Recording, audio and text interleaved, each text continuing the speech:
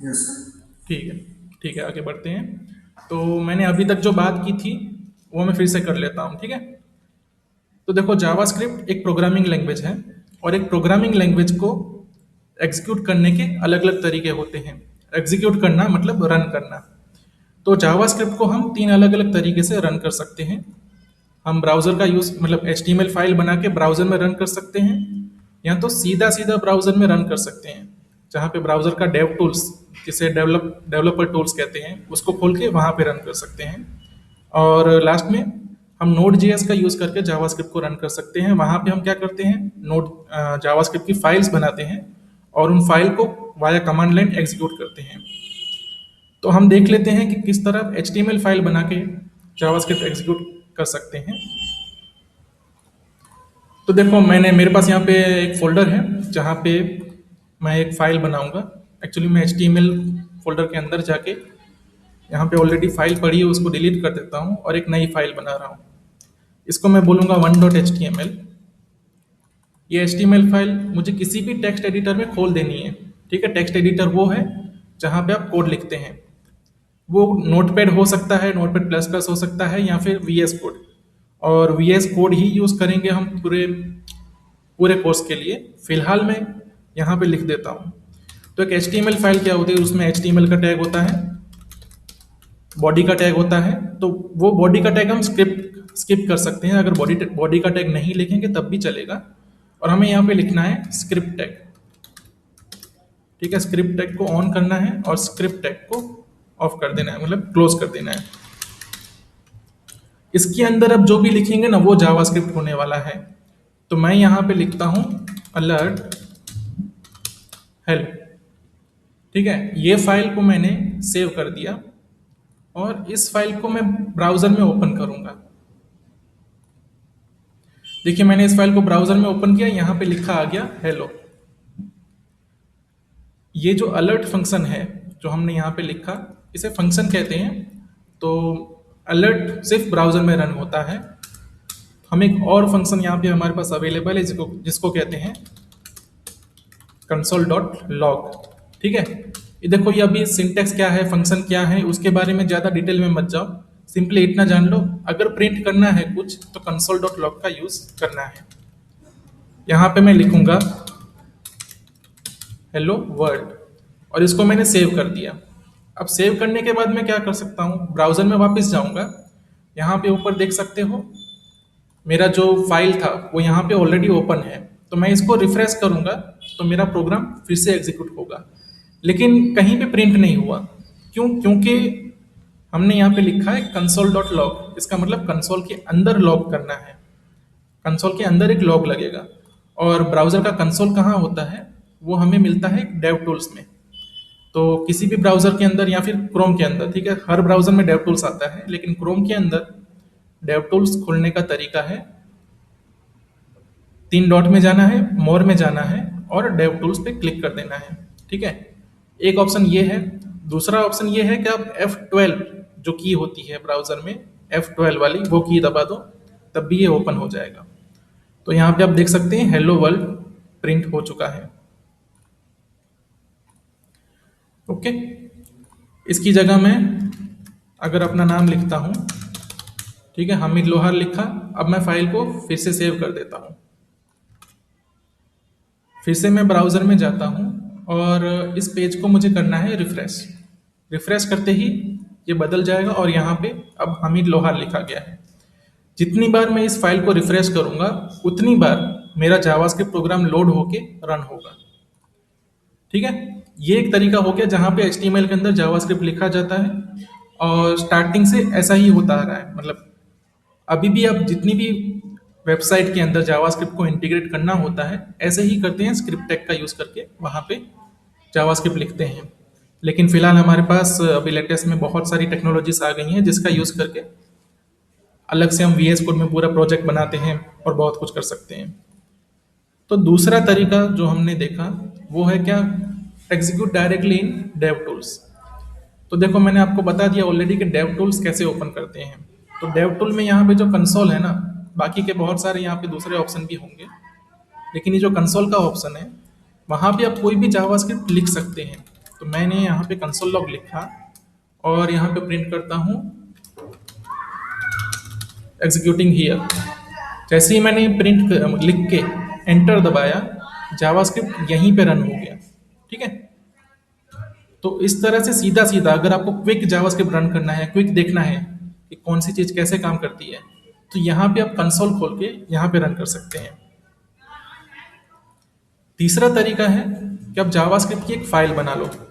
Okay, मैं code के folder में जाता हूँ और यहाँ पे एक फाइल बना रहा हूँ एक्स्ट्रा, जिसको मैं बोलूँगा hello.js। देखो, जावास्क्रिप्ट की फाइल जब भी बनाओ उसको .js एक्सटेंशन दे देना चाहिए। ऐसा बिल्कुल कंपलसरी नहीं है, अगर आप उसको कोई और एक्सटेंशन दोगे ना तब भी वो फाइल रन हो सकती है।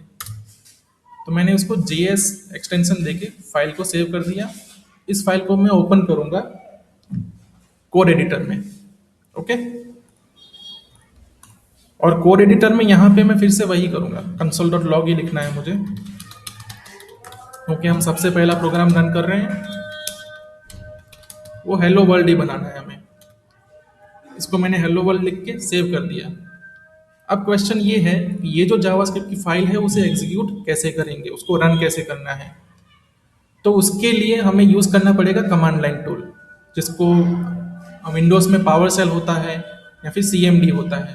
ठीक है, मैं यहाँ पे विंडोज नहीं यूज कर रहा हूँ, तो मेरे पास एक अलग मतलब कमांड लाइन टूल है, लेकिन सब सेम ही होता है।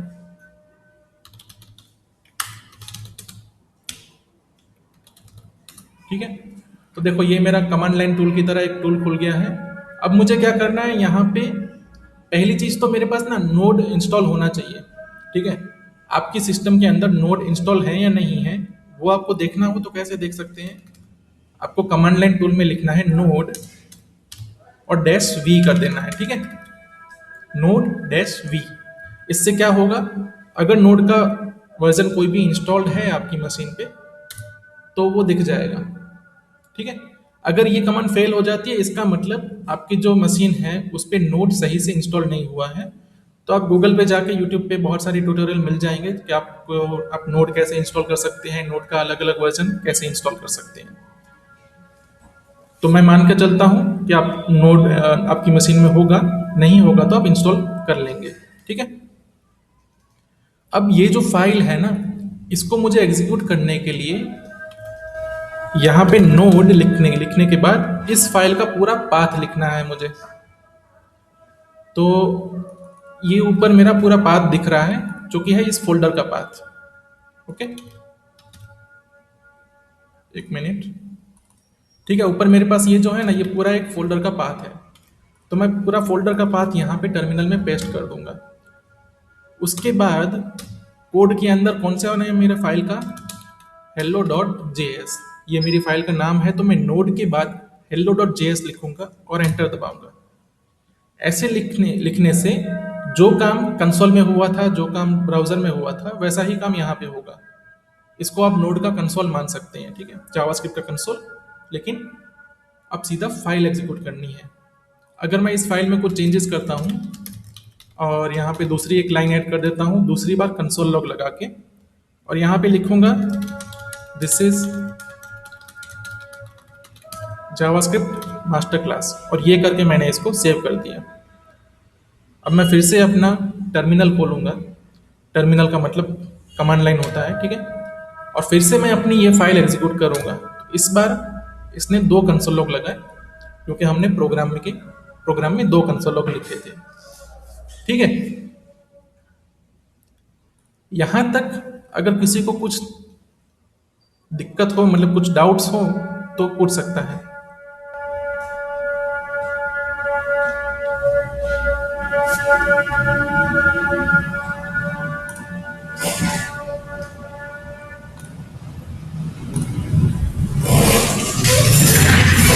ठीक है, तो आगे बढ़ते हैं। जस्ट अ मिनट, बस 2 सेकंड के लिए।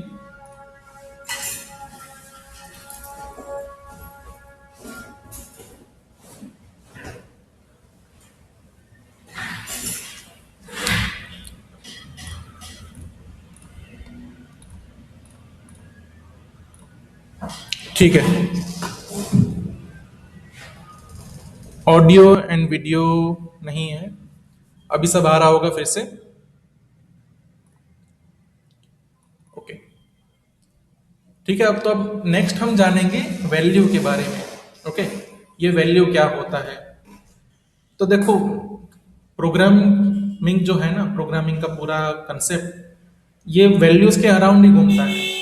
हमारे पास मल्टीपल टाइप की वैल्यूज हैं। कुछ नंबर्स हैं, कुछ स्ट्रिंग है। स्ट्रिंग मतलब कुछ टेक्स्ट है, हमें उनको मैनिपुलेट करना है, इसीलिए तो प्रोग्रामिंग कर रहे हैं हम। हमें दो नंबर को जोड़ना है, या तो हमें कुछ मैथमेटिकल फॉर्मूला है, जैसे सिंपल इंटरेस्ट फाइंड करना है, या फिर कोई भी मैथ का ऑपरेशन करना है, इसके लिए तो हम प्रोग्राम लिख रहे हैं। तो जो वैल्यू है वो प्रोग्रामिंग लैंग्वेज का मेन कंस्ट्रक्ट है। वो उसको उसको आप समझ सकते हो, अगर कोई फैक्ट्री है या फिर कोई मशीन है, तो उसके अंदर एक कच्चा माल जाता है ना, जो तो वैल्यूज वो कच्चा माल है जिस पे प्रोसेस होके एक फाइनल प्रोडक्ट बनता है। हमारे पास जावास्क्रिप्ट में बहुत सारे टाइप के वैल्यूज हैं, जहाँ पे न्यूमेरिक वैल्यूज है। न्यूमेरिक मतलब नंबर्स। नंबर्स का यूज करते हैं हम जो मैथ के ऑपरेशन करने हैं हमें, जहाँ पे एडिशन, सब्ट्रैक्शन, ठीक है। ये सब करने के लिए हम नंबर का यूज करते हैं। फिर कुछ टेक्स्ट वैल्यू होती हैं। फॉर एग्जाम्पल, अगर आप एक कॉन्टेक्ट की ऐप बना रहे हो जहाँ पे आपको कॉन्टेक्ट सेव करने हैं, तो आप टेक्स्ट वैल्यू का यूज करोगे, ठीक है। आपको मतलब यूजर का नेम सेव करना है, तो आप नेम के लिए क्या यूज करोगे? टेक्स्ट वैल्यू, जिसको कहते हैं स्ट्रिंग वैल्यूज। फिर कुछ स्पेशल वैल्यूज होती हैं जिसमें नल आता है, अनडिफाइंड आता है। तो जावास्क्रिप्ट में ऐसी स्पेशल वैल्यूज भी अवेलेबल हैं। ओके, ठीक है। अब बात कर लेते हैं कि कितने कितने टाइप के डेटा अवेलेबल हैं जावास्क्रिप्ट में।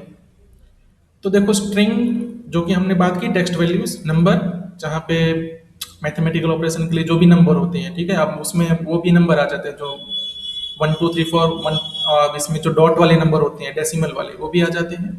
बिग इंट जो बड़े नंबर होते हैं उसके लिए बिग इंट।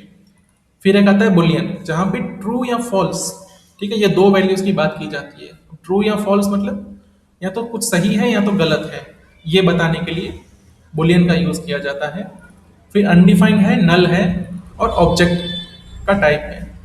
ये जो ऑब्जेक्ट का टाइप है वो सबसे वर्सटाइल डेटा टाइप है। मतलब अगर किसी प्रोग्रामिंग लैंग्वेज को कोई डेटा टाइप चाहिए होता है जिसके कारण उसका एडवांटेज हो, ठीक है, तो वो ऑब्जेक्ट टाइप का डेटा है। अगर इस पूरी लिस्ट में से ऑब्जेक्ट को निकाल दिया जाए तो जावास्क्रिप्ट बहुत ही बेसिक प्रोग्रामिंग लैंग्वेज बन के रह जाएगी, उसमें हम कुछ एक्स्ट्रा कर ही नहीं पाएंगे। इनके बारे में थोड़ा थोड़ा जान लेते हैं, ठीक है। जैसे स्ट्रिंग है, तो स्ट्रिंग क्या होता है, उसमें हम कुछ टेक्स्ट स्टोर कर सकते हैं। टेक्स्ट में क्या हो सकता है, कोई भी मैसेज हो, कोई इंफॉर्मेशन हो, या फिर कुछ और डेटा भी हम टेक्स्ट के अंदर स्टोर कर सकते हैं। उसके लिए हम डेटा टाइप यूज करेंगे string. String is represented using double quote, single quote, या तो बैक कोट, ठीक है। अगर आपको कहीं पे स्ट्रिंग लिखना है, जैसे कि हमने ये प्रोग्राम जो लिखा था ना, उसमें क्या यूज किया था, डबल कोट, ठीक है। डबल कोट के अंदर हमने कुछ टेक्स्ट लिखा। अगर हम इस टेक्स्ट को बिना डबल कोट के लिखेंगे और प्रोग्राम रन करने की कोशिश करेंगे, ठीक है, मैं इसको रन करने की कोशिश करता हूं, तो देखो यहाँ पे मेरे पास एरर आ गया। एरर क्या बोलता है, missing parenthesis after the argument list. मतलब ये कुछ सही नहीं हुआ। तो हमें यहाँ पे लिखना क्या था, स्ट्रिंग लिखना था। हम चाहते थे कि हेलो वर्ल्ड प्रिंट हो, तो हमें उसको स्ट्रिंग की तरह पास करना होगा। स्ट्रिंग कैसे पास कर सकते हैं, सिंगल कोट ऐसा लिखेंगे तब भी वो स्ट्रिंग समझ के सही आउटपुट देगा। डबल कोट लिखेंगे तब भी वो सही आउटपुट देगा। और तीसरा एक होता है बैक कोट, ठीक है। बैककोड के अंदर भी जो लिखेंगे वो स्ट्रिंग ही होता है, लेकिन उसमें कुछ स्पेशल प्रॉपर्टीज होती हैं जो हम आगे जानेंगे। तो मैंने बैककोड लिख के भी प्रिंट करवाया तो सेम ही प्रिंट होता है। तो स्ट्रिंग को रिप्रेजेंट करने के कितने तरीके, 3 तरीके, सिंगल कोट, डबल कोट और बैक कोट, ठीक है। अगर डबल कोट के अंदर सिर्फ ए लिखा है ना, तब भी वो एक स्ट्रिंग कंसीडर किया जाता है, उसको कैरेक्टर नहीं कंसीडर करते। जावास्क्रिप्ट में कैरेक्टर टाइप का कोई डेटा टाइप नहीं होता है, सब कुछ स्ट्रिंग है। जहां पे A to Z या तो स्पेशल सिंबल्स आते हैं, वो सब स्ट्रिंग के अंदर रिप्रेजेंट करने पड़ते हैं हमें। उसके बाद आता है नंबर। तो अगर ऐसा बोलें कि पूरा कंप्यूटर सिस्टम नंबर्स का मतलब नंबर्स के ऊपर मैनिपुलेशन ही हो रहा है, जैसे कि नंबर को प्लस माइनस करके ही पूरा कंप्यूटर बन जाता है। ये जो इमेज दिख रहा है या तो हम जो वीडियो कॉलिंग कर रहे हैं, उन सबके बिहाइंड द सीन क्या हो रहा है, बाइनरी नंबर जो कि बिट्स बोले जाते हैं 0 और 1, उनके बीच में मैथ चल रहा है। उनके बीच में जो मैथ हो रहा है उससे ही हमारा पूरा सेशन चलता है, उससे ही पूरा कंप्यूटर चलता है। तो नंबर का हम यूज प्रोग्रामिंग में भी करते हैं कुछ कैलकुलेशन करने के लिए।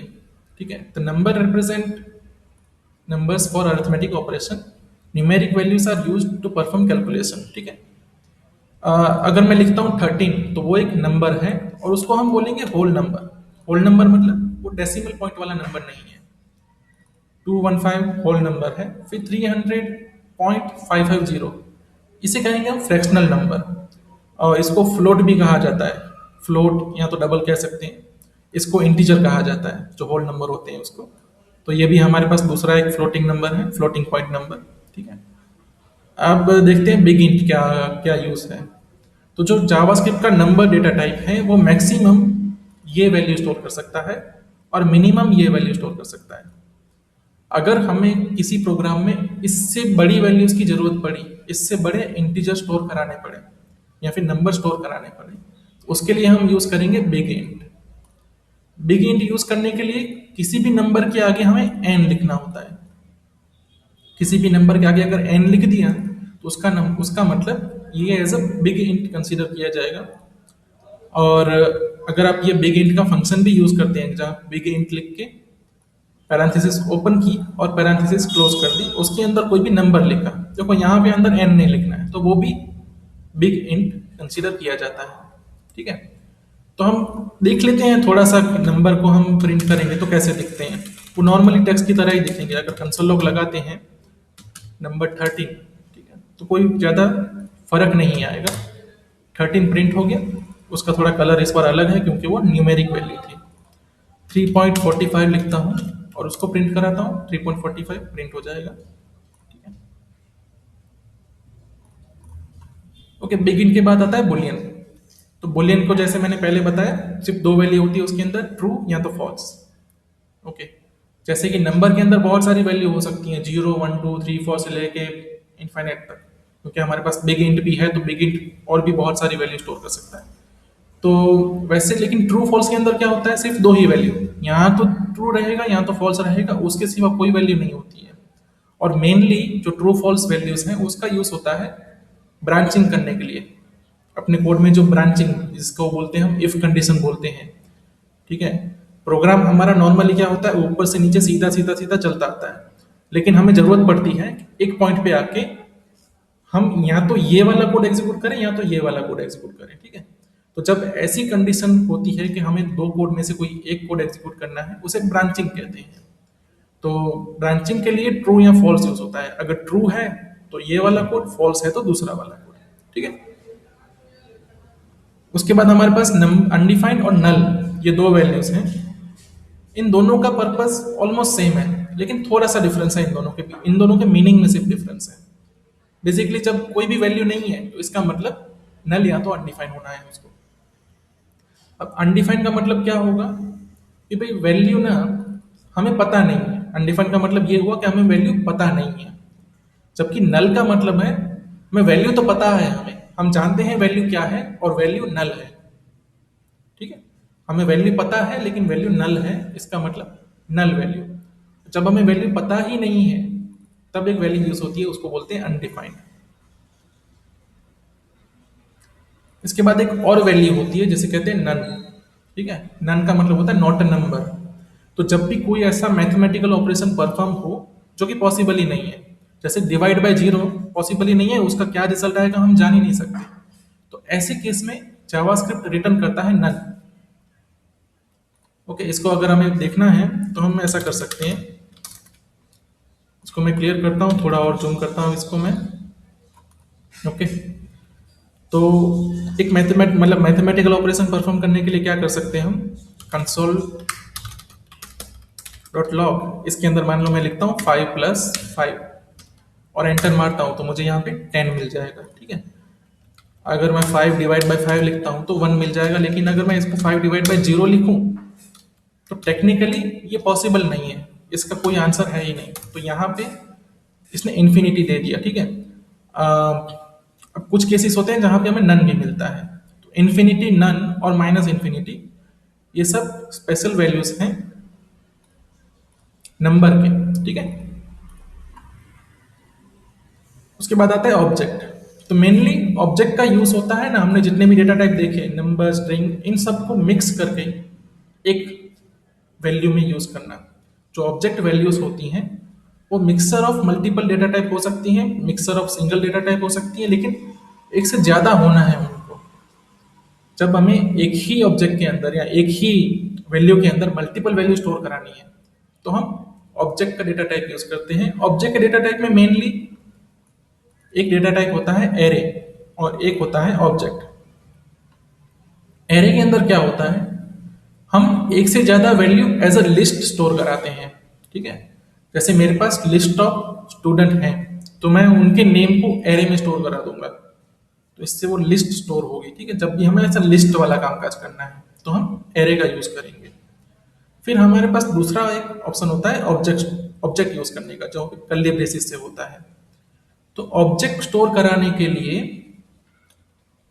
मतलब ऑब्जेक्ट हम कब यूज करते हैं, तो जब हमें कोई ऐसा डेटा स्टोर करना हो, जैसे कि मान लो एक पर्सन है तो उस पर्सन की हमें कुछ चीजें हैं, कैटेगरीज हैं जो हमें स्टोर करनी है। फॉर एग्जांपल पर्सन की हाइट कितनी है, उसकी लेंथ मतलब ऊंचाई लंबा कितना है, फिर क्या वेट है उसका, तो ये सब हमें एक ही वैल्यू में स्टोर करानी है। ठीक है, यहाँ पे पॉइंट ये है कि एक वैल्यू में सब स्टोर कराना है।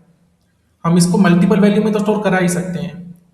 ठीक है, मल्टीपल वैल्यू में लिख ही सकते हैं हम। कंसोल लॉग ये यहाँ पे लिखा हमने, मान लो एज लिख दिया। ठीक है, एज 50 हो गया, फिर दूसरी वैल्यू लिख दी हमने, नेम हो गया पर्सन का। ठीक है, तो ये मल्टीपल हो गई ना, लेकिन जब उनको एक ही वैल्यू में स्टोर कराना हो तब हम यूज करेंगे ऑब्जेक्ट। ऑब्जेक्ट हम आगे देखेंगे डिटेल में। ठीक है, यहाँ पे हमने कंप्लीट किए हम कितने डेटा टाइप होते हैं जावास्क्रिप्ट में। तो mainly number, string, object, Boolean. ठीक है, अनडिफाइंड नल अलग से आ जाते हैं। ओके, ठीक है। अब इसके बारे में इसके बाद देखते हैं हम ऑपरेटर्स क्या होते हैं। ओके, तो ऑपरेटर्स, इसको इसका अगर मैं आपको रियल लाइफ एग्जांपल दूं ना, तो अगर हम मैकेनिक के पास जाते हैं, अगर जो कि मतलब पाना पकड़ लेके बैठा होता है, ठीक है ना, तो उसको कुछ भी अगर खोलना है तो वो क्या यूज करेगा, अपने टूल्स ना। टूल्स में क्या होता है उनके पास, हो सकता है पाना, मतलब वो जो पाना होता है जिससे पेज खोला जाता है, या फिर वो ड्रिल मशीन यूज करे या कोई और मशीन यूज करे, वो सब क्या हो गए, टूल्स हो गए मैकेनिक के।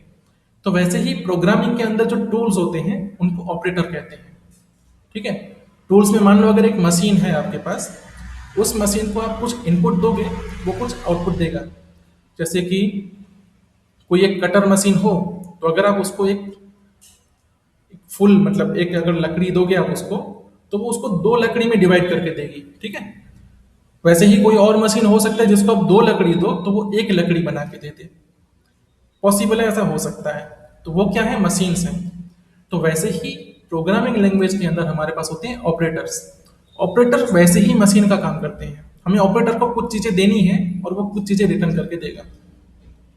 हमें ऑपरेटर को, अगर हम मान लो प्लस ऑपरेटर है हमारे पास, जो कि मैथमेटिक्स में यूज होता है, तो अगर हम प्लस ऑपरेटर को नंबर देते हैं, ठीक है, दो नंबर देना है उसको, वो हमें एक नंबर रिटर्न करेगा दोनों का एडिशन करके। ऑपरेटर्स को आप ऐसे ऐसे देखना है कि जैसे वो एक मशीन है या फिर वो एक टूल्स है। उन टूल्स को कुछ इनपुट देना है, वो कुछ आउटपुट देंगे। इसे टेक्निकल लैंग्वेज में बोलें तो ऑपरेटर को ऑपरेंड्स देने हैं। ये क्या है, ऑपरेंड।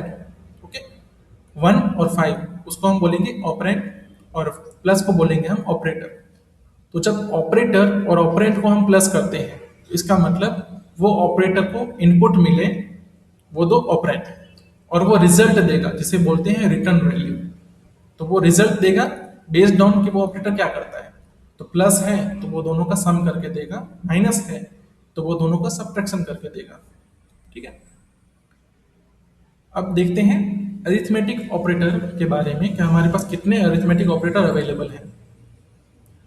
तो जावास्क्रिप्ट में एडिशन, सब्ट्रैक्शन, मल्टीप्लिकेशन, डिवीजन, जिसे हिंदी में कहेंगे इसको जोड़ना, जोड़ना, फिर आई डोंट नो माइनस को क्या बोलते हैं, मल्टीप्लिकेशन मतलब गुना कर, भागाकर, और एक हमारे पास एक्स्ट्रा यहाँ पे है जैसे बोलते हैं मॉड्यूलस। तो उसका क्या काम होता है, तो हम जब भी किसी चीज को भागा करते हैं और वो भागा नहीं हो सकती, जैसे कि अगर मुझे नंबर 13 को 5 से डिवाइड करना हो, तो 13 5 से डिवाइड होता नहीं है। ठीक है, हम मैं मतलब मैं ये नहीं बोल रहा कि जो पॉइंट में वैल्यू आती है, जो भी डेसिमल में वैल्यू आती है, हम वो नहीं लेना चाहते हैं। अगर 13 को मैं डिवाइड करूंगा 5 से, तो मेरे पास कुछ बच जाएगा, कुछ रिमाइंडर रहेगा। तो अगर मैं 13 को 5 से डिवाइड करूं तो मुझे मिलेगा 2, क्योंकि 13 से सबसे नीचे है 10, 10 को 5 से डिवाइड करें 2 मिलता है, और बाकी बचता है 3। तो वो जो 3 बचता है उसे कहते हैं रिमाइंडर। तो रिमाइंडर के लिए यूज होता है मॉड्यूलस ऑपरेटर, और फिर पावर ऑपरेटर यूज होता है जो कि कैप है। ठीक है, तो ये ऑपरेटर यूज होता है किसी भी चीज को पावर निकालने के लिए, अगर किसी का स्क्वायर निकालना हो या फिर क्यूब निकालना हो। ठीक है, तो देखिए बेसिक ऑपरेशन है, इसको हम वन बाय वन कंसोल में क्विकली करके देखेंगे। हम कंसोल का यूज करेंगे जब हमें क्विक चीजें करनी हो। ठीक है, इसको मैं क्लियर कर देता हूं, यहाँ पे लिखूंगा 1+2, और अगर एंटर मारा ना तो यहाँ पे 3 आ जाएगा। अब यहाँ पे आप देखो तो मैंने console.log यूज नहीं किया था। ओके, console.log अगर यूज नहीं करेंगे तब भी कंसोल के अंदर चीजें चल जाएंगी। जो भी हमने कंसोल में लिखा है वो कंसोल में लॉग हो जाएगा, इवन दो हम console.log यूज नहीं करते। ठीक है, तो 1+2 किया 3 मिला, 66 प्लस 55 उससे मिलता है क्या 125। दूसरे ऑपरेशन परफॉर्म करके देखते हैं। ठीक है, यहाँ पे पॉइंट वाली जो वैल्यू है उसको मैं डाल देता हूँ। ठीक है, 3.15 प्लस 4.75 मिलता है 7.90। लास्ट में जीरो लगा हो ना लगा हो एक ही बात होती है। ओके, फिर देखते हैं 45 माइनस 10 तो 35 आएगा। इसको कुछ वेरीफाई करने की जरूरत तो नहीं है वैसे। ठीक है, अगर 50 को डिवाइड बाय 10 करेंगे तो मैं 5 मिलेगा। अब मैंने वो बताता हूँ जिसकी मैंने आपको बात की। अगर मैं 13 को डिवाइड करूंगा बाय 5 तो यहाँ पे मुझे क्या मिला, फ्रैक्शनल वैल्यू मिली, मतलब डेसिमल वाली वैल्यू मिली। लेकिन अगर हम डेसिमल वाली वैल्यू ना लेना चाहते हो तो हमें मिलता 2। ठीक है, अगर हम इंटीजर से ही बात करें तो हमें 2 मिलता। तो जो 2 मिलता और बच जाता कितना, जो रिमाइंडर बचता वो 3। अगर मैं इन दोनों के बीच में मॉड्यूलस ऑपरेटर यूज करूँ तो मुझे वो 3 मिलेंगे। ठीक है, तो मॉड्यूलस ऑपरेटर अलग अलग लॉजिक के लिए यूज हो सकता है, कहीं कहीं पे वो बहुत यूजफुल होता है। और जो पावर अपना है, तो मान लो मैं यहाँ पे लिखूंगा 3 पावर 3, क्या हो गया इसको,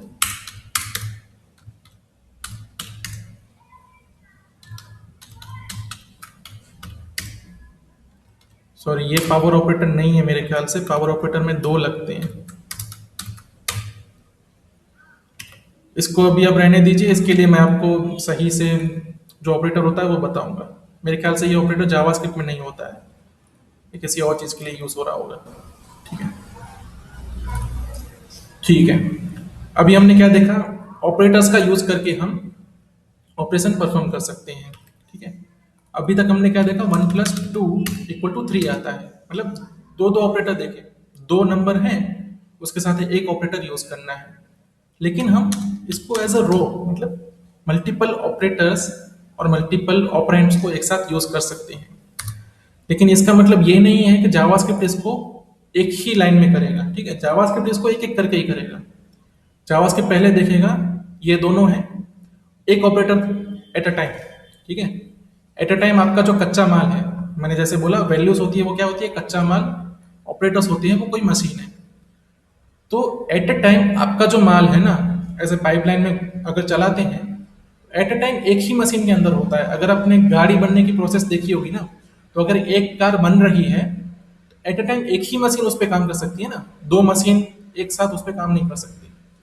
तो वैसे ही ऑपरेटर एक समय पे एक ही ऑपरेटर काम करेगा और उसके जो ऑपरेंड होंगे उन पे ऑपरेशन होंगे, फिर इनका जो रिजल्ट आएगा वो तीसरे ऑपरेटर के साथ, यहाँ आगे और भी ऑपरेटर हों तो उनके साथ जाएगा। ठीक है, तो पहले क्या होगा, यहाँ पे 1 + 2 3 बनेगा और 3 - 5 मतलब -2 आएगा।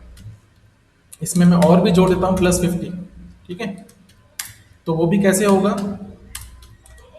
पहले ये दोनों हुए, इसका आंसर 3 आया, ये दोनों हुए, इसका आंसर -2 आया, -2 + 50 48। तो ये दो दो की जोड़ी में ही होते हैं हमेशा। ठीक है, तो कभी कभी ना हमें कुछ प्रॉब्लम आती है इसमें, जैसे कि ये जो मल्टीप्लिकेशन और डिवीजन है ना, उनको हायर प्रेफरेंस मिलता है एडिशन और सब्ट्रैक्शन से। तो अगर किसी एक लाइन में ये दोनों चीजें हो, जहाँ पे मल्टीप्लिकेशन भी हो रहा हो और मल्टीप्लिकेशन डिवीजन या तो एडिशन सब्ट्रैक्शन, इन दोनों का कहीं पे अगर कॉम्बिनेशन हो तो हमें प्रॉब्लम होती है। मतलब हमारा जो आंसर होता है उसमें सिंपली ऐसे लीनियर नहीं जाएगा वो। ठीक है, इस केस में क्या होगा, नॉर्मली क्या होता, पहला ये एग्जीक्यूट होता, इसका आंसर जो आता वो इसके साथ जाता। लेकिन जबकि यहाँ पे हमारे पास मिल जाता है डिवाइड, और डिवाइड को ज़्यादा प्रायोरिटी मिलती है, तो पहले ये डिवाइड करेगा, डिवाइड करके यहाँ पे 25 मिलेगा, उसको वो 50 के साथ जोड़ेगा। ठीक है, 50 मतलब 500 में से उसको वो माइनस करेगा। तो ऐसे लिखो, तो पहला ये वाला होगा जिसको ज्यादा प्रेफरेंस है। ठीक है, तो हमने यहाँ पे देखा मल्टीप्लाई और इनको ज्यादा प्रेफरेंस है। तो अगर मुझे ऐसा करना हो कि भाई ठीक है, मुझे पहले ये वाला ऑपरेशन ही परफॉर्म करना है, ठीक है, तो मुझे यहाँ पे यूज करने पड़ेंगे पैरेंथेसिस। ये जो स्क्वायर ब्रैकेट होते हैं, इसको सॉरी स्क्वायर नहीं, ये जो राउंड ब्रैकेट होते हैं इनको बोलते हैं पैरेंथेसिस। तो हम पैरेंथेसिस का यूज करना पड़ेगा यहाँ पे सही से, मतलब हमारे मन मुताबिक काम करने के लिए। तो यहाँ पे पैरेंथेसिस का यूज किया, तो पहले इसने 500 - 50 किया, उसके बाद उसको डिवाइड बाय 2 किया। तो पैरेंथेसिस होने से और ना होने से दोनों से अलग रिजल्ट आता है। ठीक है, और ये कब है, जब आपके पास इन दोनों का कोई मिक्सर हो। अगर सारे के सारे प्लस माइनस हैं तो फर्क नहीं पड़ता, अब पैरेंथेसिस लगाओ ना लगाओ, सारे के सारे अगर डिवाइड मल्टीप्लाई है तो फर्क नहीं पड़ता। लेकिन जब इन दोनों का मिक्सचर हो जाता है तब आपको प्रेफरेंस के बारे में जानना चाहिए। ठीक है, तो ये हो गए हमारे मैथमेटिकल ऑपरेटर्स, जिसको हम एरिथमेटिक ऑपरेटर बोलते हैं, जहां पे हम प्लस माइनस वगैरह करना सीखें। उसके आगे आता है वेरिएबल्स। ठीक है, अभी अभी तक जो बात की ना हमने, या जो भी प्रोग्राम एग्जीक्यूट किए, उनका क्या बिहेवियर था, मैंने 500 लिखा, 500 प्रिंट हो गया, मतलब जो भी लिखा मैंने वो प्रिंट हो गया, उसके बाद उसका कामकाज खत्म हो गया। अब मुझे दूसरी बार ना इसको अगर यूज करना हो तो वो नहीं कर पाऊंगा मैं। यहाँ पे क्या लिखा है, वैल्यूज आर टेम्परेरी। अभी तक हमने क्या यूज किया, वैल्यूज यूज किए। क्या है, कच्चा माल। ठीक है ना, तो कच्चा माल अगर ऐसे ही है, अगर उसको किसी भी बर्तन के अंदर या किसी भी कंटेनर के अंदर नहीं रखा हुआ है तो मशीन में जाएगा, मशीन में से निकला, वेस्ट हो गया, जमीन पे गिर गया, कच्चा माल किसी काम का नहीं रहा। ठीक है, वैल्यूज टेम्परेरी है, जब तक उन वैल्यूज को हम कहीं पे सेव करके नहीं रखते। Once value is used then it is removed from memory. Okay, एक बार अगर किसी वैल्यू पे ऑपरेशन हो गया तो वो मेमोरी में से निकल जाएगा, फिर उसके बाद वो वैल्यू कभी वापस नहीं आएगी। मैं अगर यहाँ पे लिखता हूं, मान लो console.log, ठीक है, तो ये वैल्यू हमें मेमोरी में जाएगी जब इसको कंसोल लॉग करना होगा, और कंसोल लॉग होने के बाद वो मेमोरी में से डिलीट हो जाएगी। अब मुझे वापस कभी अगर हामिद यूज करना है तो मैं नहीं कर पाऊंगा। अगर मैं फिर से कंसोल लॉग हामिद लिखता हूँ ना, इसका मतलब ये वाली जो हामिद है वो नई वैल्यू है, ये वाला हामिद की वैल्यू पुराने वाली हामिद की वैल्यू सेम नहीं है, वो एक नया कच्चा माल है। ठीक है, ऐसा उसको समझो।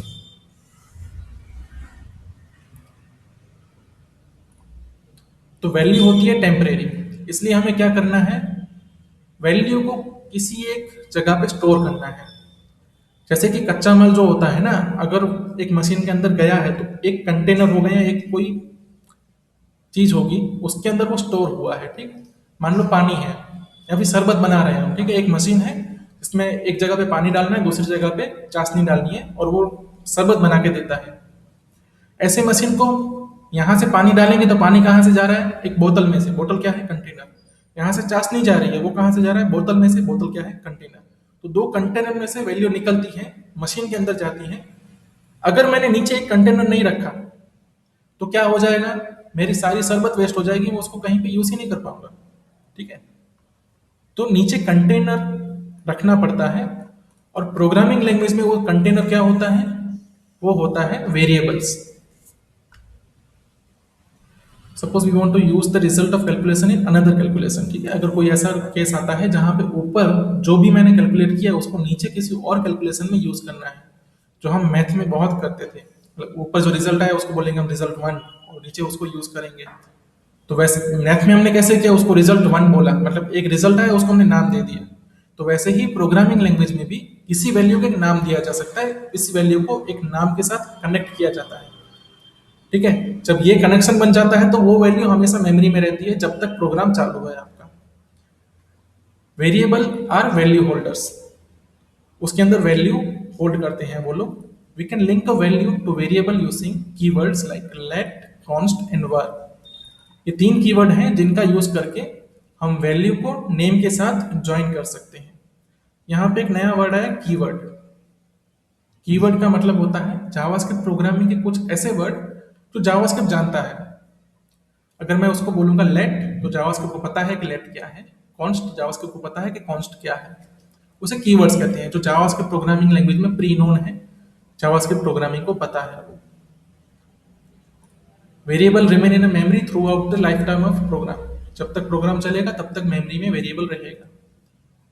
ओके, ये देखो, ये सिंटेक्स है किसी भी वेरिएबल को डिक्लेयर करने के लिए। यहाँ पे क्या हो रहा है वो मैं आपको कंसोल में जाके दिखाता हूँ, ठीक है। लेकिन इसके जो पार्ट्स हैं वो देख लेते हैं। लेट, ये क्या है, कीवर्ड है। लेट की जगह कॉन्स्ट रख सकते थे, वेर रख सकते थे। ये तीनों रखने से कुछ कुछ अलग होता है, इसलिए तो वो तीन है। फिर दूसरी चीज है ए। ए का मतलब वो है वेरिएबल का नेम। तो रिजल्ट आप जहां पे स्टोर करोगे वो उसका नेम है। फिर यहाँ पे है असाइनमेंट ऑपरेटर इक्वल टू। ये क्या करता है, एक चीज को दूसरी चीज में असाइन करने का काम करता है।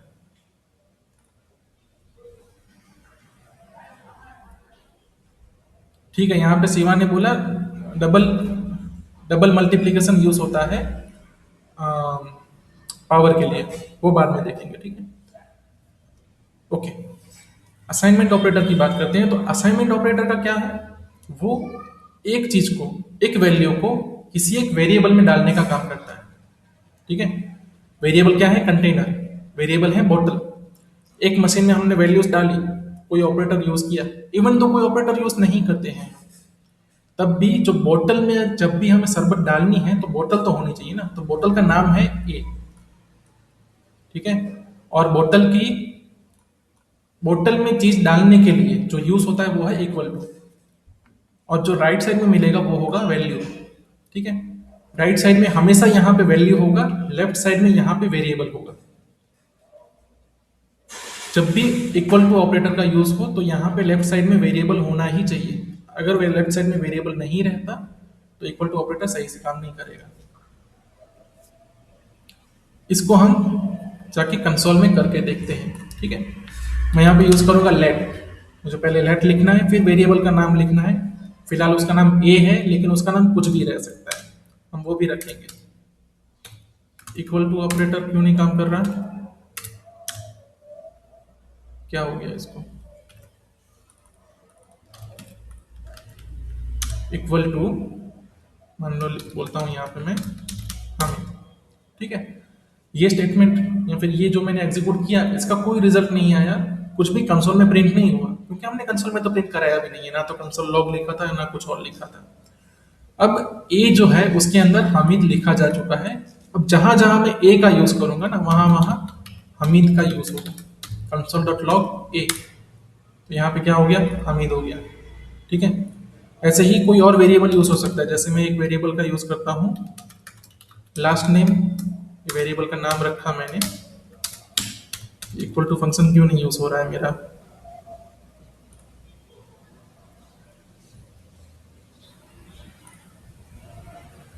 अम्म, पता नहीं। ठीक है, इक्वल टू लोहार। ठीक है, लास्ट नेम वेरिएबल का नाम है, लोहार वैल्यू है। वैल्यू को हमने वेरिएबल में असाइन कर दिया। अगर हमें उसको प्रिंट करना है तो हम कंसोल डॉट लॉग का यूज करेंगे लास्ट नेम प्रिंट करने के लिए। ठीक है, अब कंसोल डॉट लॉग जो फंक्शन है उसके अंदर कुछ और चीजें भी होती है, जैसे मैंने यहाँ पे लिखा लास्ट नेम। ठीक है, अब मैं अगर यहाँ पे कॉमा करता हूँ और लिख देता हूँ ए, तो क्या हो गया? इसको मैं दो चीजें दे रहा हूँ तो ये अब दो चीजें प्रिंट करेगा, लास्ट नेम और ए दिया तो उसने ए प्रिंट किया। इसको यहाँ पे जो भी चीजें मिल रही है ना वो वैल्यू होनी चाहिए, या तो वैल्यू रिप्रेजेंट करती हुई कोई चीज होनी चाहिए। जैसे लास्ट नेम है तो लास्ट नेम के अंदर वैल्यू है। अब मान लो मैं कोई एक ऐसा वेरिएबल यूज कर लेता हूँ जो मैंने डिक्लेयर ही नहीं किया, जैसे कि फर्स्ट नेम। ये जो कंटेनर है फर्स्ट नेम नाम का, वो कभी हमने यूज ही नहीं किया, कभी उसको डिक्लेयर ही नहीं किया हमने।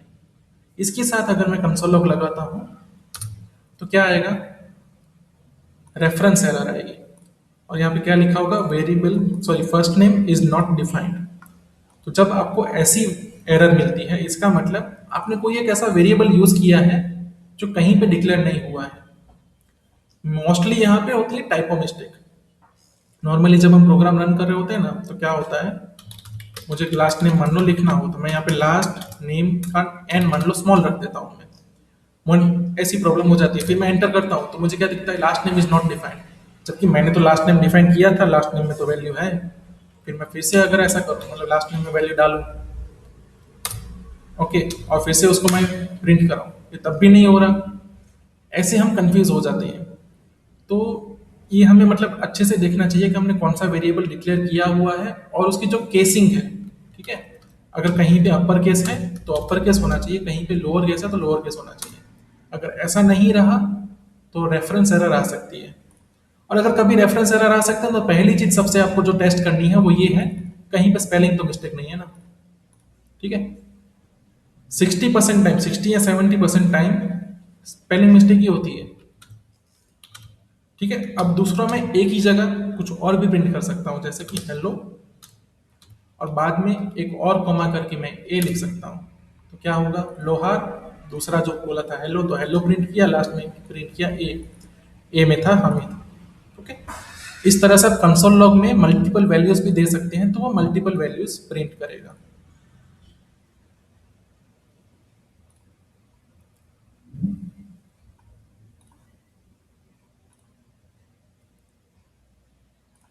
ठीक है, अभी क्या लिखा है यहाँ पे?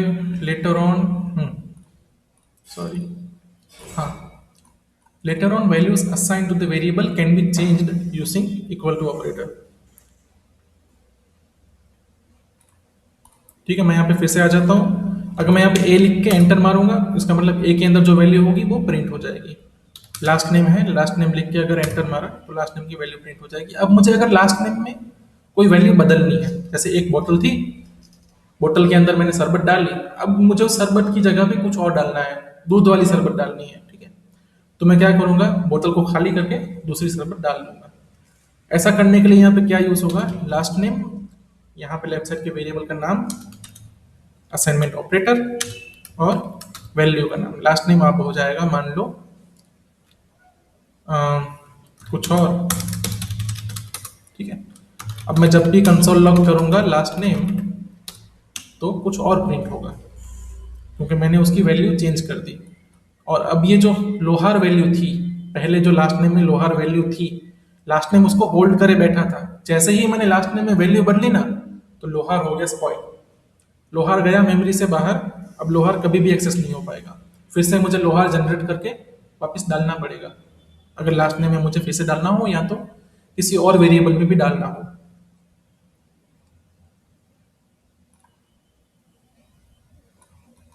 ए इक्वल टू लोहार, यहाँ पे क्यों हो रहा है ऐसा? ठीक है, ए इक्वल टू लोहार, अगर ऐसा करेंगे तो वेरिएबल को रिप्लेस कर सकते हैं। ठीक है, variable declared using keyword let and var are रीअसाइनेबल।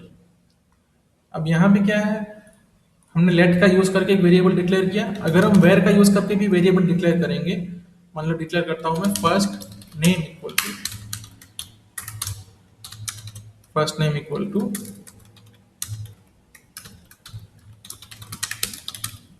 Hamid, ठीक है, तो ये भी लेट की तरह ही काम करेगा, कोई ज्यादा डिफरेंस आपको देखने को नहीं मिलेगा। और मैं अगर कॉन्स्ट का यूज करके कोई वेरिएबल डिक्लेयर करता हूँ, ठीक है, तीसरा कीवर्ड कौन सा था, कॉन्स्ट। तो अगर मैं कॉन्स्ट का यूज करके कोई वेरिएबल डिक्लेयर करता हूँ, जैसे इस वेरिएबल का नाम रखूंगा मैं बी इक्वल टू 33, ठीक है, ऐसा करके मैंने डिक्लेयर कर दिया। कंसोल लॉग करता हूं मैं 33 प्रिंट हो गया। अब मुझे अगर फिर से ये करना हो कि जो अपनी कॉन्स्ट वाली बोतल थी, कॉन्स्ट का यूज करके मैंने जो बोतल बनाई है उसमें मुझे वैल्यू चेंज करनी है, तो क्या था, बी नाम था वेरिएबल का, ठीक है, बी इक्वल टू 44 और करके मैं एंटर करूंगा तो ये बोलेगा असाइनमेंट टू कांस्टेंट वेरिएबल, ठीक है, कांस्टेंट वेरिएबल को कुछ भी असाइन नहीं किया जा सकता, ये गलत है। ओके, तो जो कॉन्स्ट वेरिएबल होता है, जो कॉन्स्ट की जो बोतल होती है ना, उसमें एक बार चीज भर दो फिर ढक्कन हो गया पैक, और वो ढक्कन खोल नहीं सकता। जबकि वेरिएबल जो होते हैं लेट और वेर वाले, वो ओपन बोतल है, उसमें कभी भी चीजें आप बदल सकते हैं। ठीक है? तो कॉन्स्ट हो गया जिसकी वैल्यू कभी भी चेंज नहीं होती। यहाँ पे हम वेरिएबल को खत्म करते हैं। वेरिएबल के बारे में जो लेट और कॉन्स्ट है उसके बीच का जो डिफरेंस है वो हम आगे जानेंगे, मतलब लेट कॉन्स्ट का क्या फर्क होता है। हमने ये जान लिया कि कॉन्स्ट और लेट वर में क्या डिफरेंस होता है, ठीक है, हमने ये जान लिया कि हाँ बराबर कांस्टेंट और वेरिएबल में क्या डिफरेंस होता है।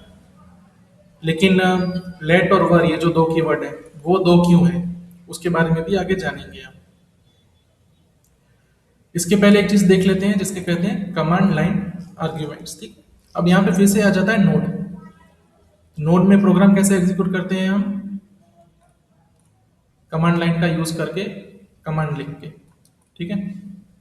अब ये जो प्रोग्राम है, अगर मैं उसमें हेलो वर्ल्ड लिख रहा हूं, मान लो प्रोग्राम लिखा मैंने, इसका क्या काम है, 50 प्रिंट करना, नेम प्रिंट करना। अब ऐसा एक सिंपल प्रोग्राम ना किसी काम का नहीं है, ठीक है, मतलब ऐसा प्रोग्राम यूज करके क्या ही मिलेगा आपको, सिर्फ नेम और चीजें प्रिंट कर सकते हैं, ठीक है। अगर मुझे कोई कैलकुलेशन करनी हो या फिर मान लो मुझे सिंपल इंटरेस्ट ही फाइंड करना है, तो मैं एक प्रोग्राम बनाऊंगा, उसमें क्या करूंगा मैं, मतलब जब प्रोग्राम लिख रहा हूं तो ऐसे फिक्स्ड वैल्यू रख दी मैंने और आंसर ले लिया। मान लो 100 का सिंपल इंटरेस्ट हमेशा मिलता है मुझे, तो ऐसे प्रोग्राम का क्या करूंगा जो हर बार मुझे 100 का ही इंटरेस्ट दे। ओके, प्रोग्राम ऐसा होना चाहिए जो इनपुट लेता हो और आउटपुट देता हो। जैसे ऑपरेटर्स हैं, वो एक मशीन है जो इनपुट लेके आउटपुट देती है, तभी वो काम के हैं। अगर वो सिर्फ आउटपुट देने के काम करती तो क्या ही मतलब था इनका। अगर एक ऐसा मशीन दे दिया जाए आपको या फिर कुछ ऐसा दे दिया जाए जो सिर्फ आउटपुट देती है, हर बार वो सेम आउटपुट देगी, कुछ आपको एक्स्ट्रा नहीं करके देगी, तो उन चीजों का ज्यादा सेंस नहीं बनता है। जबकि ऐसे प्रोग्राम होते हैं, कुछ कुछ प्रोग्राम ऐसे अवेलेबल होते हैं, कभी कभी जरूरत पड़ती है, लेकिन प्रोग्राम का मेन जो काम है वो है इनपुट लेना, इनपुट को प्रोसेस करना और आउटपुट निकालना। ओके, ठीक है। तो अब है ऐसा कि ये जो मेरा प्रोग्राम है hello.js, अब मुझे इसे कुछ इनपुट देना है बाहर से। तो जब भी मैं इस प्रोग्राम को एग्जीक्यूट करूं तो बाहर से जो इनपुट मिले उसके हिसाब से आउटपुट आए। ऐसा करने के लिए मुझे यूज करना पड़ेगा कमांड लाइन आर्ग्यूमेंट्स।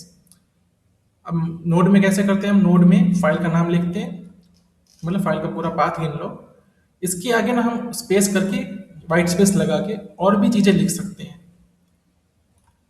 जैसे ये मेरा कोड था, इसको मैं क्लियर कर देता हूँ एक बार। ओके, ये मेरी फाइल का नाम हो गया, ठीक है। अब ये क्या दिख रहा है, मुझे इतना बड़ा पाथ दिख रहा है। अगर मुझे इतना बड़ा पाथ ना करना हो तो मुझे क्या करना पड़ेगा, अपना जो टर्मिनल है ना, मुझे यहीं पे ओपन करना है, ठीक है। अभी आप देख रहे होगे तो मेरे टर्मिनल का जो बेस पाथ है वो ये बन गया। विंडोज में भी ये ऑप्शन मिलता है कि आप CMD को किसी पर्टिकुलर फोल्डर में खोल लो। आपको हमेशा ऐसा ही करना है कि किसी पर्टिकुलर फोल्डर में ही खोलना है।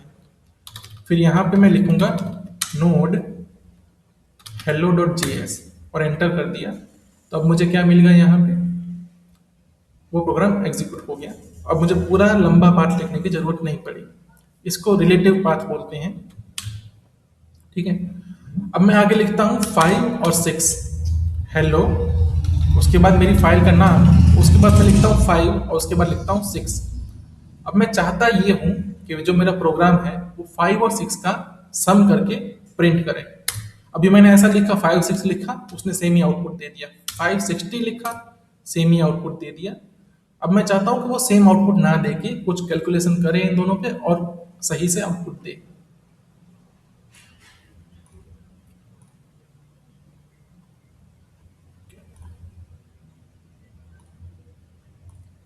ठीक है, इसके लिए क्या यूज करेंगे हम, जैसे हमने कंसोल लॉग लिखा ना, वैसे ही एक और चीज अवेलेबल होती है। ये चीज आपको सिर्फ नोड जेएस में मिलेगी, ये ब्राउजर में नहीं अवेलेबल होती।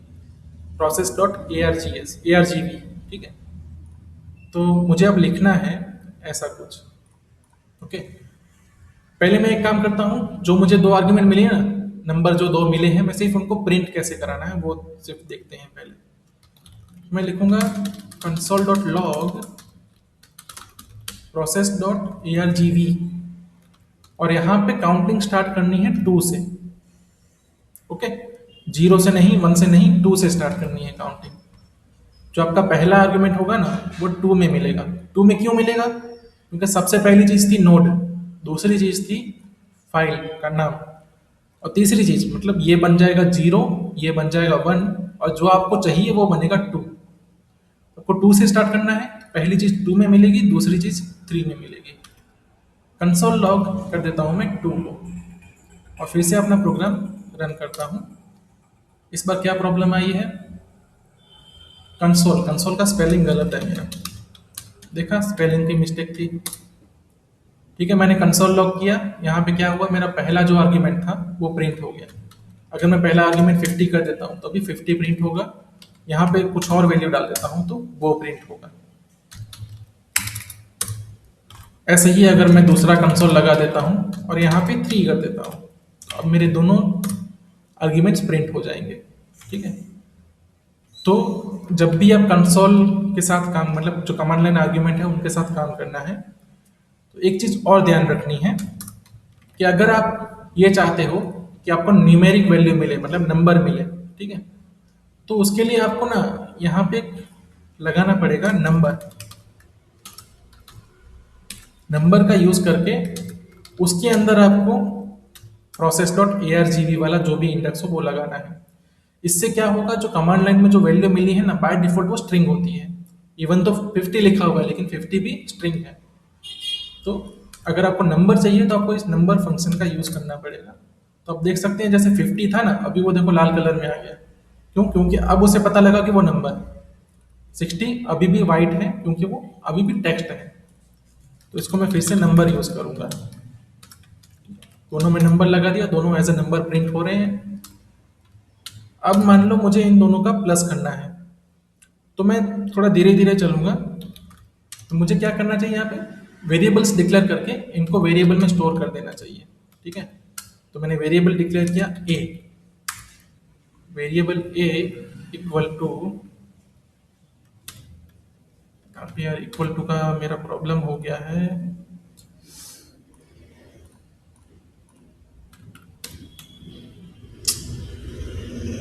नहीं रहा इक्वल टू,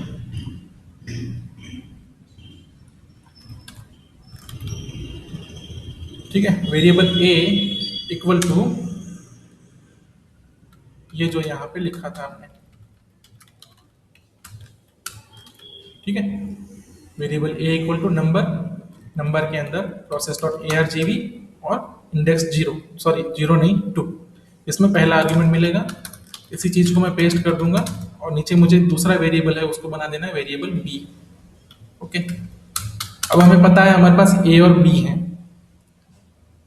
ठीक है, ये जो राइट साइड है वो नंबर रिटर्न करता है, नंबर ए में चला जाएगा। ये जो राइट साइड है वो भी नंबर रिटर्न करता है, वो नंबर बी में चला जाएगा। यहाँ पे मैं तीसरा वेरिएबल लेता हूँ सम। और लिखूंगा sum equal to a plus b. Okay, ऐसा करके सेव किया और इस प्रोग्राम को एग्जीक्यूट करता हूं मैं। तो देखो कोई भी आउटपुट नहीं आया क्योंकि हमने कहीं भी कंसोल लॉग लिखा नहीं है, कहीं भी हमने आउटपुट लाने का कुछ लिखा ही नहीं है, तो आउटपुट आएगा भी कैसे।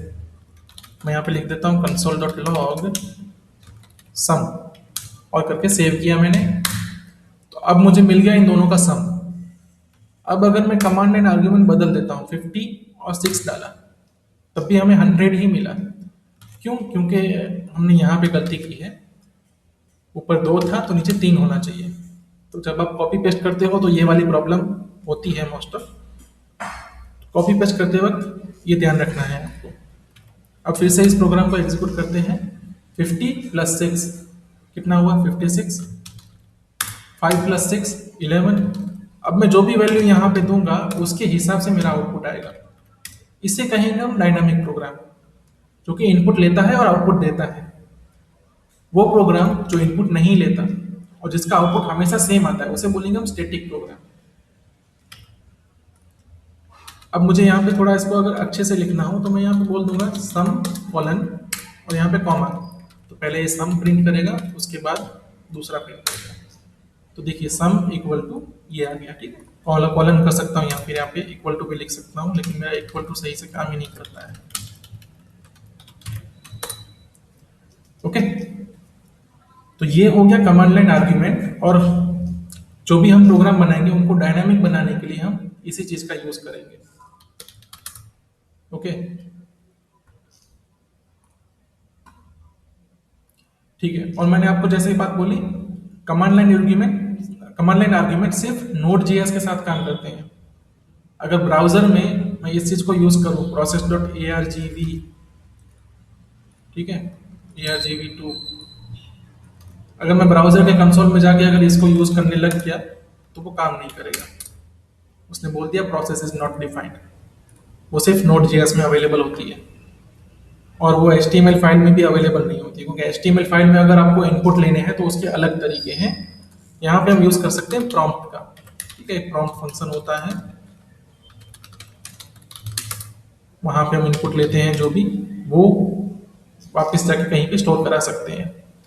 लेकिन हम नोड जेएस का यूज करने वाले हैं मोस्टली, और कमांड लाइन आर्ग्यूमेंट का ही यूज करने वाले हैं, तो उसी का यूज करके इनपुट वगैरह लेंगे हम। ओके, तो देखो लेट और वर, ठीक है, ये दोनों अलग अलग कीवर्ड हैं, इन दोनों का अलग अलग यूज है। और इन दोनों के बीच का जो डिफरेंस है वो है स्कोप का डिफरेंस। अब इस स्कोप में मैं डिटेल में नहीं जा सकता क्योंकि हमने इतनी सारी चीजें देखी ही नहीं है। उसके लिए हमें ब्लॉक जानना पड़ेगा, स्टेटमेंट जानना पड़ेगा। स्कोप में मैं डिटेल में नहीं जा रहा, लेकिन आप ऐसा मान सकते हो कि एक वेरिएबल ना, उसकी जो लिमिट है एक्सेस करने की लिमिट, वो स्कोप कहलाई जाती है। कि मान लो एक फैक्ट्री है अगर, ठीक है, उस फैक्ट्री के अंदर कुछ बोतल्स हैं। ऐसा होता है ना कभी कभी, कोई कोई कोई एरिया होता है वो रिस्ट्रिक्टेड एरिया होता है।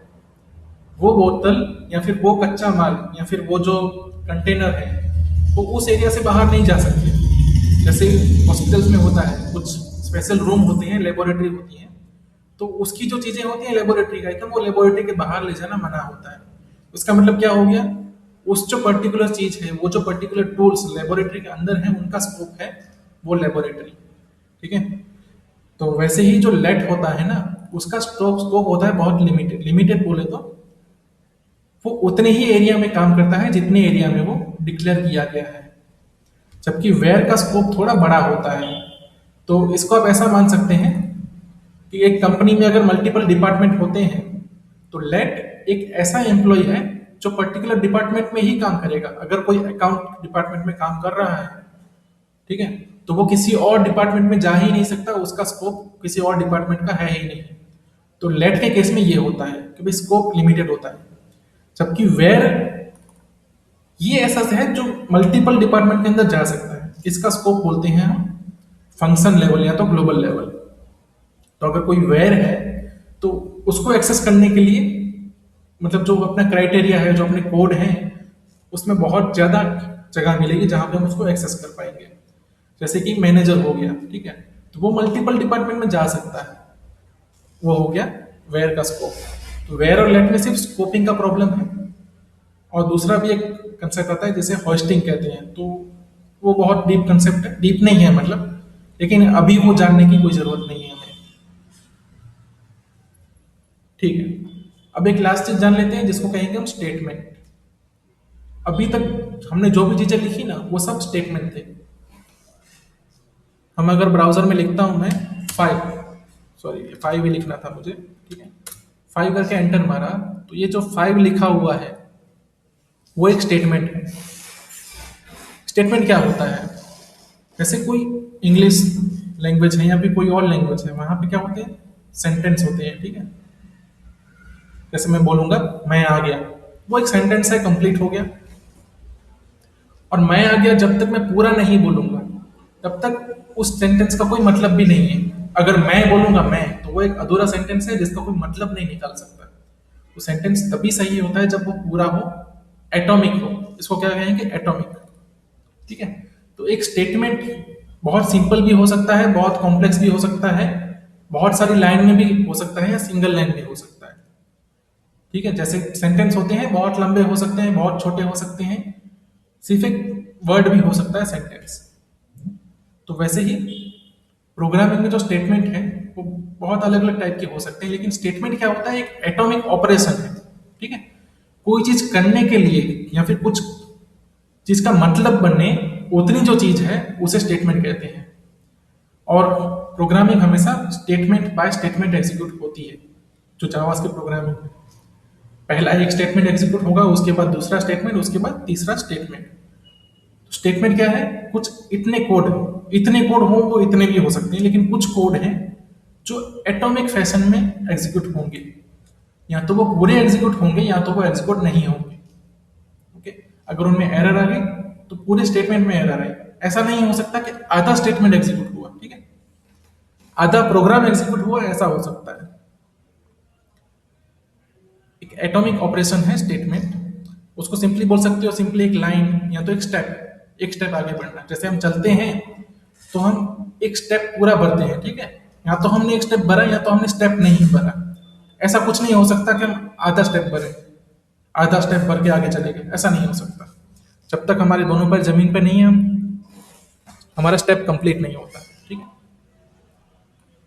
हम सेमीकोलन का यूज करते हैं एक स्टेटमेंट को एंड करने के लिए। जैसे हम किसी भी लैंग्वेज है, इंग्लिश है, उसमें हम डॉट का यूज करेंगे सेंटेंस को एंड करने के लिए, वैसे ही हम यहाँ पे सेमीकोलन का यूज करेंगे। जावास्क्रिप्ट में सेमीकोलन कंपलसरी नहीं है, ऑप्शनल है। आप सेमीकोलन का यूज करो ना करो, स्टेटमेंट तब भी स्टेटमेंट है। ठीक है, जैसे 5 था वो एक स्टेटमेंट है। अब 5 के साथ मैं अगर सेमीकोलन लगा देता हूँ तब भी वो स्टेटमेंट ही है। लेकिन यहाँ पे मैं क्या बोल रहा हूँ? स्टेटमेंट एंड हो गया। ओके, पहले के केस में क्या था? स्टेटमेंट एंड हुआ या नहीं हुआ वो हमें नहीं पता था। मतलब अब जावास्क्रिप्ट अगर हम सेमीकोलन नहीं डालते तो हमने जावास्क्रिप्ट पे छोड़ दिया कि वो अपने हिसाब से स्टेटमेंट बना ले। फिर जावास्क्रिप्ट वहां पे गलती भी कर सकता है, लेकिन अगर हम मैन्युअली एंड करते हैं तो वहां पे कोई गलती नहीं है। हम मैन्युअली बोल रहे हैं कि स्टेटमेंट यहीं पे खत्म हो रहा है। अगर मैं console.log लिखता हूँ हेलो, ये भी एक स्टेटमेंट है। सेमीकोलन लगा दिया, ये भी एक स्टेटमेंट है। अब मान लो मैं सेमीकोलन लगा के फिर से console.log लिखता हूँ, ठीक है, तो ये क्या हो गया? मेरा एक लाइन है लेकिन एक लाइन में दो स्टेटमेंट है। मैंने दूसरे स्टेटमेंट को एंड नहीं किया लेकिन पहले को किया। दोनों को एंड कर लेता हूं मैं और एंटर करता हूं, तो क्या हुआ? एक स्टेटमेंट पहले एग्जीक्यूट हुआ, दूसरा बाद में एग्जीक्यूट हुआ, दो स्टेटमेंट एग्जीक्यूट हुए। इस केस में क्या होगा? अगर मेरा जो दूसरा स्टेटमेंट है उसमें कुछ एरर है, जैसे कि ये वर्ल्ड आ गया, तो वर्ल्ड हमने कहीं पे डिफाइन नहीं किया। अगर दूसरे स्टेटमेंट में कोई एरर है तो क्या होगा? पहला स्टेटमेंट रन होगा लेकिन दूसरा रन नहीं होगा। ओके, दूसरे में एरर आ गई। अब अगर मैं इन दोनों स्टेटमेंट को ना डिवाइड नहीं करता, सेमीकोलन नहीं लगाता यहाँ पे, और न्यू लाइन भी नहीं लगी हुई है, ठीक है, बाय डिफॉल्ट अगर मैं न्यू लाइन लगा देता हूँ ना तो जावास्क्रिप्ट स्टेटमेंट को एंड करने की कोशिश करेगा। मैंने न्यू लाइन भी नहीं लगाई और एंटर मारा ना तो एरर आएगी। ठीक है, अनएक्सपेक्टेड आइडेंटिफायर। जावास्क्रिप्ट यहाँ पे कंसोल को एक्सपेक्ट कर नहीं रहा था, फिर भी हमने कंसोल लिख दिया। जावास्क्रिप्ट एक्सपेक्ट कर रहा था कि मैं स्टेटमेंट को एंड करूं, ओके, वर्ल्ड को मैं सही कर देता हूँ। अब दोनों स्टेटमेंट एग्जीक्यूट हो रहे हैं। अगर मैं सेमीकोलन नहीं लगा रहा हूँ और एंटर अगर मार देता हूँ तब भी मेरा स्टेटमेंट एंड हो गया है। ठीक है, तो सेमीकोलन कंपलसरी नहीं है, लेकिन अगर आपको एक ही लाइन में बहुत सारे लिखने हैं या फिर कंफ्यूजन ना हो तो आपको सेमीकोलन लगानी चाहिए, कंफ्यूजन क्रिएट ना करनी हो तो। Even if we have not used semicolon, this is tailor statement. Okay, तो आज का जो हमारा पूरा जो लेक्चर था वो यहीं पे खत्म करते हैं। एक समरी देख लेते हैं हमने क्या क्या देखा आज। ठीक है, मोटा मोटा देख लेते हैं। ओके, तीन तरह से जावास्क्रिप्ट एग्जीक्यूट की जा सकती है, HTML से, DevTools में सीधा, या तो Node.js में। हम इन दोनों का यूज करेंगे सेशन के लिए। जो भी क्विक चीजें हैं वो हम DevTools में सीधा सीधा एग्जीक्यूट करेंगे, और जो हम प्रोग्राम लिखेंगे फाइल्स का यूज करके वो Node.js में करेंगे। वैल्यूज क्या होती हैं? कच्चा माल होता है जिसको प्रोसेस करना है प्रोग्राम। इन वैल्यूज को सही प्रोडक्ट बनाने के लिए ही लिखा गया है। वैल्यूज इनपुट में जाएगी, आउटपुट मिलेगा। प्रोग्राम इन बिटवीन भी वैल्यूज बना सकता है, टेम्परेरी वैल्यूज बना सकता है। ठीक है, तो हमें लोहा, जो मतलब लोहा है या फिर प्लास्टिक है, ये सब हमें मिक्स करके वैल्यूज की तरह देना है प्रोग्राम को। प्रोग्राम हमें कार बना के दे देगा, लेकिन उसको कार बनाने के लिए बीच में पूरी पाइपलाइन बिछानी पड़ेगी, जिसे ही प्रोग्राम कहते हैं। वहां पे पूरे इफ कंडीशन वो सब आएगी, वो पूरी पाइपलाइन बनेगी, तभी जाके प्रोग्राम का कुछ आउटपुट आएगा। वैल्यूज अलग अलग टाइप की होती हैं, स्ट्रिंग, नंबर, बुलियन, ऑब्जेक्ट। ये चार ही मेन है। अनडिफाइंड नल, वो तो जब पता नहीं होता तो वही है। स्ट्रिंग टेक्स्ट होल्ड करता है, नंबर पता ही है हमें, बुलियन ट्रू या फॉल्स के लिए, अनडिफाइंड नल जब हमें वैल्यू नहीं पता है, और या तो हम जब वैल्यू है ही नहीं, जब हमें वैल्यू को अनअसाइन करना है। नल का मतलब आप ऐसा समझ सकते हो कि बोतल को हमने खाली कर देना है पूरा। जब बोतल में कुछ भी नहीं है तो नल है। ठीक है, नन, नन का यूज होता है स्पेशली जब वो कोई मैथमेटिकल नंबर पॉसिबल नहीं है, तब वो नन का यूज होता है, तब वो नन रिटर्न करता है। ठीक है, फिर हो गया ऑब्जेक्ट। मैं आपको अभी नन का एक एग्जांपल दिखाता हूँ। नन कहाँ आएगा? 5 + 5, सॉरी 5 प्लस, भी प्लस नहीं हो सर, 5 + 5 करूंगा 10 आएगा। ठीक है, अब मान लो मैं 5 प्लस हमीद बोलूं तो क्या आया? 5, उसके बाद हमीद अपेंड होके आ गया। ये क्यों आया? क्योंकि जावास्क्रिप्ट स्ट्रिंग के साथ ऐसा करता है। ठीक है, अब मैं अगर ऐसा बोलता हूँ 5 माइनस हमीद, इसका कोई सेंस नहीं बनता जावास्क्रिप्ट के लिए। जावास्क्रिप्ट के लिए प्लस ऑपरेटर दो जगह पे यूज होता है, स्ट्रिंग के लिए भी यूज होता है, नंबर के लिए भी यूज होता है। तो जब स्ट्रिंग और नंबर मिलता है प्लस ऑपरेटर को, तो वो कनकैटिनेशन कर देता है, मतलब दोनों को जोड़ देता है। लेकिन जो माइनस ऑपरेटर है उसको सिर्फ नंबर ही चाहिए, वो स्ट्रिंग के साथ काम नहीं कर सकता। तो जब माइनस ऑपरेटर होता है उसका कोई मतलब नहीं बनता, इसलिए जावास्क्रिप्ट ने क्या रिटर्न किया? नल। ठीक है, यहां तक पहुंचे हम। ओके, आगे ऑब्जेक्ट, कॉम्प्लेक्स डेटा टाइप के लिए ऑब्जेक्ट यूज होगा। ऑपरेटर्स क्या है? छोटे छोटे टूल्स हैं, मशीन है, जिसको इनपुट दो आउटपुट मिलते हैं, इन्हीं का यूज करके कार बनती है। प्लस, माइनस, इनटू, डिवाइड, ये सब ऑपरेटर्स का यूज करके न्यूमेरिकल ऑपरेशन परफॉर्म करने हैं, उसे अरिथमेटिक बोलते हैं। मल्टीप्लिकेशन और डिवीजन की जो प्रायोरिटी होती है, जो प्रेसिडेंस होता है, वो ज्यादा होता है प्लस और माइनस के मुकाबले। पैरेंथेसिस का यूज करके हम अपना खुद का प्रेसिडेंस डाल सकते हैं कि पहले मेरा काम करो, बाद में कुछ और करना। वेरिएबल्स होते हैं वैल्यू होल्डर्स, जहां पे वैल्यूज को हम सेव कराना चाहते हैं, वो होते हैं वेरिएबल्स। लेट, कॉन्स्ट, वर, तीन वेरिएबल, मतलब तीन टाइप के वेरिएबल होते हैं, जिसमें जो कॉन्स्ट होता है उसको हम रीअसाइन नहीं कर सकते। एक बार वैल्यू डाल दी तो डाल दी, बदल नहीं सकती। ठीक है, कमांड लाइन आर्ग्यूमेंट प्रोग्राम को इनपुट देने के लिए यूज होता है Node.js में। लेट वर्क स्कोप का डिफरेंस होता है। स्टेटमेंट, कोई भी एक एटॉमिक चीज जो रन हो सकती है। ठीक है, ठीक है। तो हमारा जो लेसन है, आज का सेशन है, उसका एंड हो गया है। तो मैं आपको अभी पूछूंगा कैसा लगा आपको ये सेशन, और कितना ज़्यादा कंफ्यूजन रहा या कितना नहीं रहा। आपको अपने रिव्यू डालने हैं। आप मुझे व्हाट्सएप पे डालना रिव्यू अपने, ठीक है। व्हाट्सएप पे अपना जो ग्रुप है ना, वहाँ पे आपको रिव्यू डालने हैं। जितने भी हैं उन सबको रिव्यू डालने हैं आज, तो भैया आपको सेशन कैसा लगा। ठीक है, फ्रॉम 1 to 10 कोई भी रेटिंग दे देना। ओके। और इसके बाद किसी को अभी अगर कोई क्वेश्चन है या कुछ पूछना है तो अभी पूछ सकता है।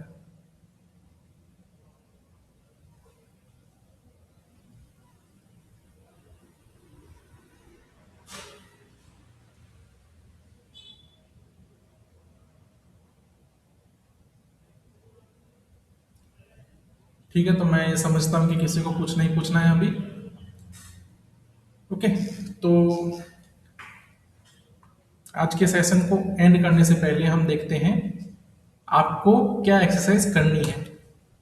ओके, ये एक लिंक है, वो मैं ग्रुप में शेयर कर दूंगा आपको। ओके, इसमें कुछ प्रोग्राम्स दिए गए हैं, जो प्रोग्राम आपको लिखने हैं। पहली तो चीज ये करनी है, 3 तरह से जो जावास्क्रिप्ट एग्जीक्यूट होता है, आपको वो एग्जीक्यूट करके देखना है। आपके मशीन में नोड जेएस का सेटअप करना है, और ये जो 3 तरह से एग्जीक्यूट होती है जावास्क्रिप्ट, उसको एग्जीक्यूट करना है। उसके बाद कुछ प्रोग्राम्स लिखने हैं, जिसमें पहला प्रोग्राम क्या है, write a program that prints detail of you. आपका नाम, स्टेट और आप क्या हो उसके बारे में कुछ डिटेल आपको लिखनी है। आप डिटेल बदल सकते हो, कुछ भी लिख सकते हो, अपने बारे में कुछ लिखना है। तो मैंने जैसे यहाँ पे लिखा हुआ है एक प्रोग्राम बना के, ठीक है। तो क्या था, मेरा नोड लिख के मैंने प्रोग्राम का नाम लिखा, और उसका आउटपुट ऐसा कुछ आना चाहिए। आपको 2 3 4 5 लाइनें लिखनी है अपने बारे में। राइट अ प्रोग्राम दैट, ठीक है। दूसरा प्रोग्राम है दैट एक्सेप्ट 3 नंबर। एक प्रोग्राम लिखने हैं जो कमांड लाइन आर्ग्यूमेंट से 3 नंबर लेगा, और उन 3 नंबर का सम करके आउटपुट में देगा। ओके, हमने 2 नंबर वाला किया था लेक्चर में ही, आपको 3 नंबर वाला करना है घर पे। Write a program that accept your name and print it on the console. ऊपर वाले की तरह ही है, एक इनपुट लेना है और उसको प्रिंट कराना है। तो देखो, मैंने यहाँ पे हामिद एज ए इनपुट लिया और प्रिंट क्या करवाया, welcome Hamid. Write a program that accept 2 number A and B. ठीक है, A is amount and B is a percentage. Find a percentage of amount and print it on console. आपको number देने हैं 2, ए और बी, ठीक है। जिसमें ए का मतलब है आप कोई भी एक नंबर दोगे, और बी में दोगे परसेंटेज। जैसे 500 है तो 500 का 20% कितना होगा। अगर 500 का 20% निकालें तो 100 मिलता है, अगर 10% निकालें तो 50 मिलता है। तो ऐसा प्रोग्राम बनाना है आपको। अगर मैं ऊपर से वैल्यू बदल दूं तो आपका आउटपुट बदलना चाहिए, डायनामिक प्रोग्राम होने चाहिए। Write a program that takes PRN। ठीक है, सिंपल इंटरेस्ट वाला प्रोग्राम बनाना है जो 3 चीजें लेगा। PRN, P मतलब जो अमाउंट है वो, R मतलब रेट ऑफ इंटरेस्ट, N मतलब कितने साल के लिए, कितने ईयर के लिए। और PRN डिवाइड बाय 100 वाला फॉर्मूला अपना के वो आउटपुट देगा कि आपको कितना इंटरेस्ट लगने वाला है। ओके, जैसे 5,000 का 10% के हिसाब से 5 साल का इंटरेस्ट होता है 2500 रुपए। तो बस ये 6 प्रोग्राम है। इसका मैं आपको लिंक शेयर कर दूंगा व्हाट्सएप ग्रुप में। कल जब हम फिर से मिलेंगे सेशन में, तो हम सबसे पहले इन चीजों के बारे में ही बात करेंगे। ठीक है, आप सबको एक वर्ड की फाइल बनानी है। ओके, और आपको ये गूगल शीट ही बनाना है। ठीक है, गूगल डॉक्स में जाके एक नया डॉक्यूमेंट बनाना है, और ये जो सारे प्रोग्राम दिख रहे हैं ये तो आपको प्रैक्टिस करके दिखाना है, वो अलग चीज है। बाकी की जो प्रोग्राम है क्वेश्चन लिखना है और उसका आंसर जो भी आपने प्रोग्राम बनाया हो वो क्वेश्चन के नीचे आंसर ऐसे लिख के सबमिट करना है आपको कल। ठीक है, तो कल आपको एक डॉक सबमिट करना है, डॉक मतलब डॉक्यूमेंट गूगल डॉक्स का, जिसमें आंसर भी होंगे आपके। और आप मुझे ये सारे डॉक्यूमेंट पर्सनली मैसेज कर दोगे मुझे, ठीक है, पर्सनल व्हाट्सएप पे कर दोगे, ग्रुप में मत करना, वरना सबका अलग अलग निकालना मुश्किल हो जाएगा। आपको पर्सनली आपके ये सबमिशन करने हैं कल के सेशन से पहले, 8 बजे से पहले आपको ये सब सबमिट करना है, ताकि 8 बजे हम उस पर डिस्कस कर सकें। किसी से अगर प्रोग्राम नहीं होता है तो जितना प्रोग्राम होता है उतना सबमिट करना है, ठीक है। और किसी से अगर प्रोग्राम नहीं होता तो कल के लेक्चर में हम उनकी प्रॉब्लम सॉल्व करेंगे। ओके, आपको नोट जेएस वगैरह सेटअप करने के लिए जो भी है यूट्यूब की हेल्प ले सकते हैं, तो वो कर सकते हैं आप। ठीक है, चलो यहाँ पे मैं अपना पूरा सेशन कंक्लूड करता हूँ। ये आपको जो पीडीएफ है मिल जाएगी, ये व्हाट्सएप पे मैं शेयर कर दूंगा पीडीएफ, वो जो एक्सरसाइज का डॉक्यूमेंट है उसकी लिंक, ठीक है। और ये जो लेक्चर था उसकी जो रिकॉर्डिंग्स हैं वो भी यूट्यूब पे अपलोड होके आपको मिल जाएंगी, शायद उसको थोड़ा टाइम लगेगा बट ये भी आपको मिल जाएगा, ठीक है। ओके, तो बस इसी चीज के साथ आज का लेक्चर खत्म करते हैं। किसी को कुछ बोलना है?